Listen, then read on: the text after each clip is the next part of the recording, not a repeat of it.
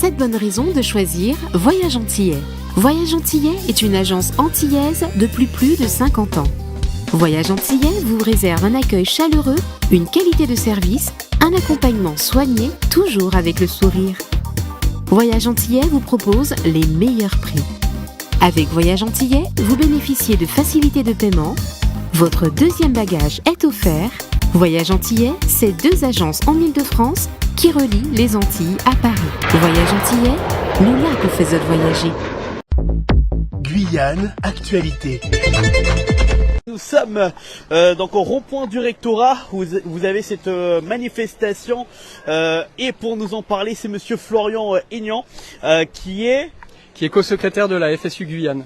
Merci beaucoup d'être en direct avec nous sur Radio Pays. Alors, on avait eu monsieur Bruno Nidecorn justement vendredi pour nous parler de cette manifestation. Il me semble que vendredi, vous avez eu pas mal de rendez-vous avec le recteur notamment. Qu'est-ce qui s'est passé ?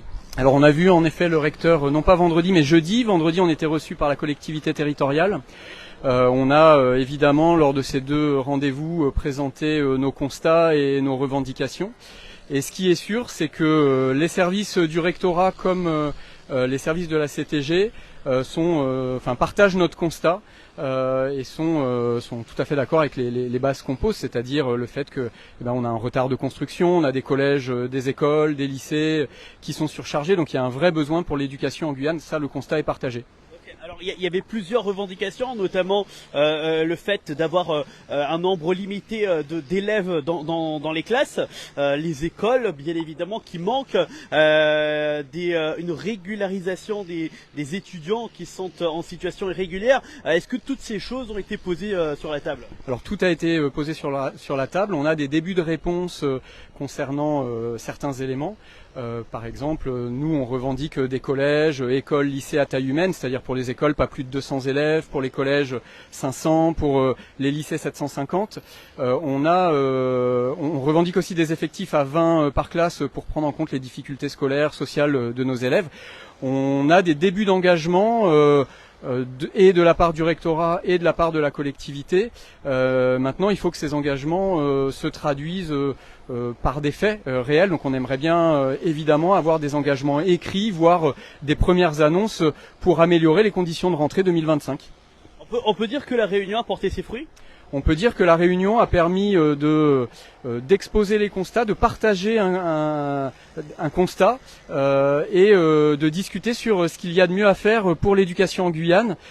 Tant qu'on n'a pas des engagements écrits, pour le moment, on ne peut pas dire que la réunion ait porté ses fruits. Donc là, ça veut dire que comme il n'y a rien d'écrit, rien de factuel, c'est pour cela que vous avez maintenu cette manifestation aujourd'hui. Ah ben oui, si on était ressorti et jeudi et vendredi avec des engagements forts de la CTG et du rectorat sur les effectifs par classe, sur les constructions scolaires, évidemment, on aurait pu éventuellement lever le préavis. Quand on parle d'effectifs par classe, de construction scolaire, il faut bien avoir en tête que, évidemment, ça n'implique pas uniquement des postes d'enseignants et des constructions, ça implique aussi des postes de CPE, d'AED, d'infirmiers, d'assistance sociale, des administratifs, des AESH, des AED. En fait, on est en manque sur tous les postes dans l'académie.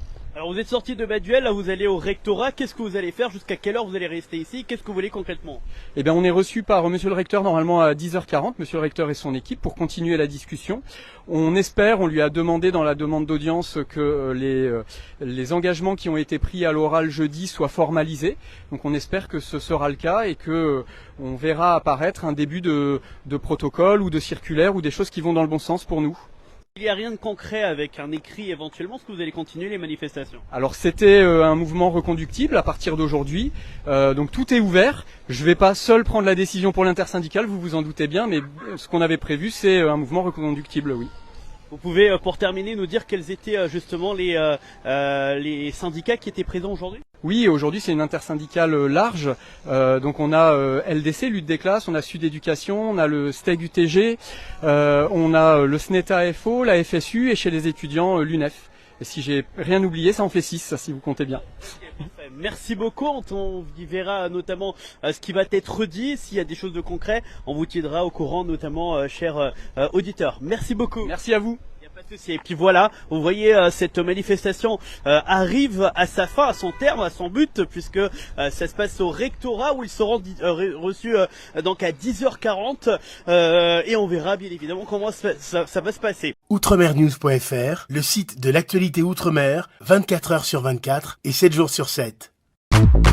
Retrouvez la chaîne Outremer News sur YouTube.